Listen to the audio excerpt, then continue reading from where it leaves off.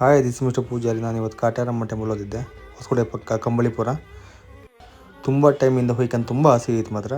ಇವಾಗ ಟೈಮ್ ಬಂದು ಕಾಣಿ, ದೇವಸ್ಥಾನ ನೋಡೋ ಹಾತಿದೆ ಕಾಣಿ, ತೋರಿಸ್ತೀನಿ ನಿಮಗೆಲ್ಲ. ದೇವಿ ವಿಗ್ರಹ ಕಂಡೈತಲ್ಲ ನೀವು, ಅಲ್ಲೇ ಹೆದ್ರಕಂತ ಕಾಣಿ.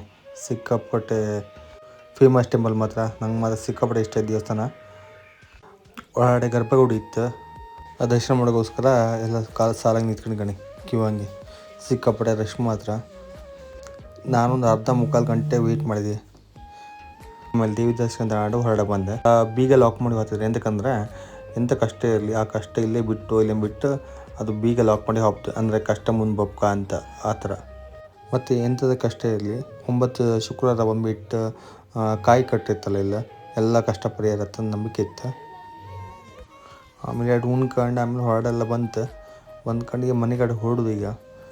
ಮತ್ತು ಯಾರ್ಯಾರು ಫಾಲೋ ಮಾಡಲ್ಲ ಮಾರೆ, ಎಲ್ಲ ಫಾಲೋ ಮಾಡಿ, ಎಲ್ಲ ಲೈಕ್ ಮಾಡಿ.